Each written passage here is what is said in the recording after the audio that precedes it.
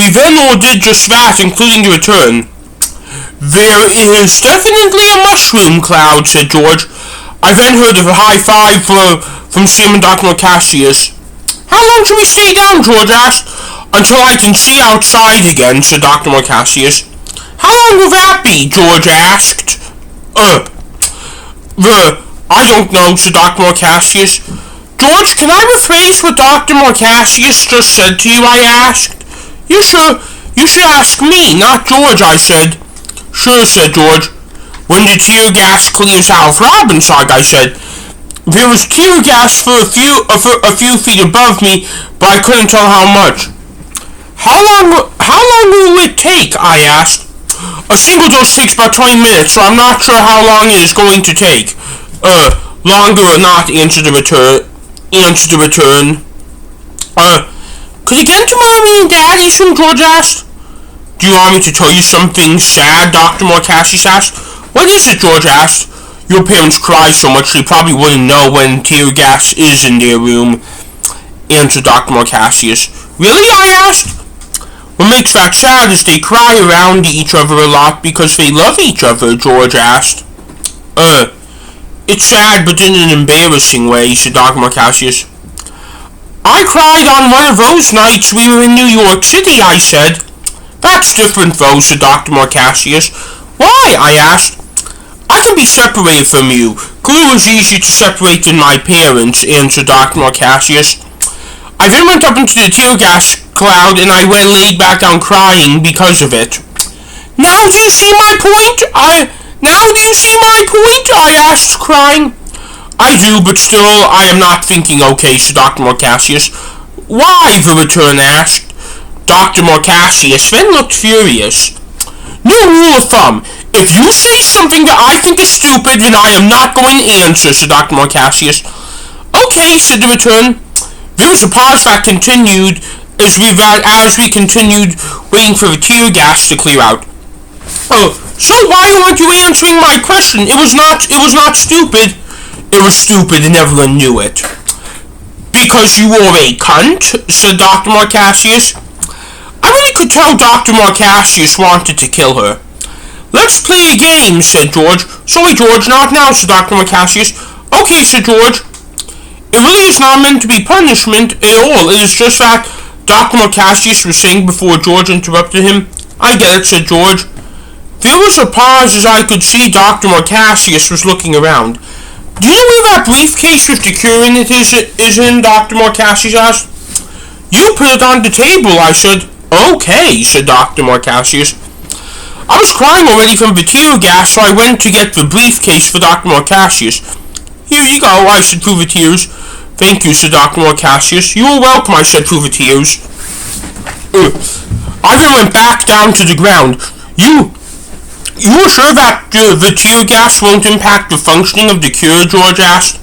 I am positive, answered Dr. Cassius. Why? George asked. It is just really chili pepper spray, said Dr. Cassius. Oh, okay, said George. It just makes people cry. It won't blind them, said Dr. Cassius. I see, said George. You should still be careful, said Hannah. I always am.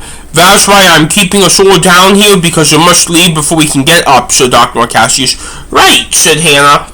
Let's hope that it is soon, because I want to save Mommy now, said George. So do I, said Dr. Cassius. said Sam. We then were able to see the ceiling through the fog, so then the tear gas was clearing out. I am sorry about earlier, said the return to me. Thank you, I said. Thank you, I said. I do not accept your apology, said Dr. Cassius. Well, was I apologizing to you? The return asked. No, answered Dr. Cassius.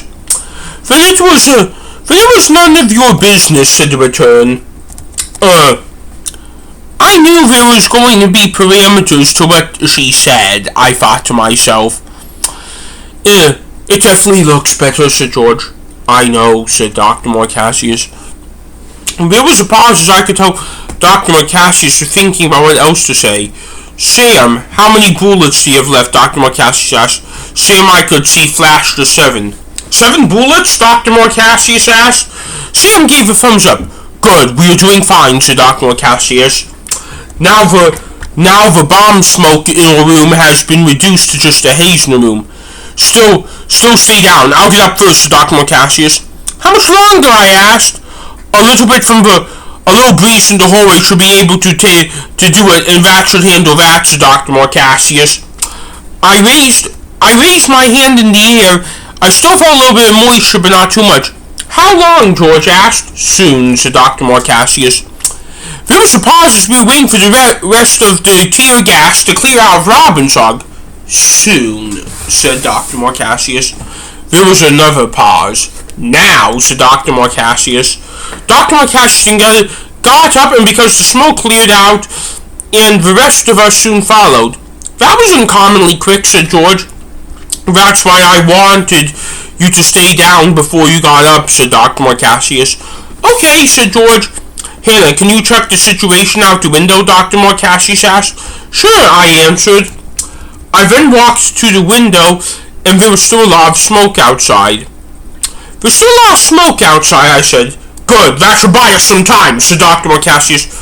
What should I do? Asked George. Stand by me, answered Dr. Morcassius. Sam, I could tell, then looked at Dr. Morcassius. Stand board for unwanted cops, said Dr. Morcassius. Sam gave a thumbs up. Hannah, did you see people enter the building? Dr. Morcassius asked. No, but poor that's because it was too foggy down there for me to see, I said. Okay, said Dr. Morcassius. Well, what about me?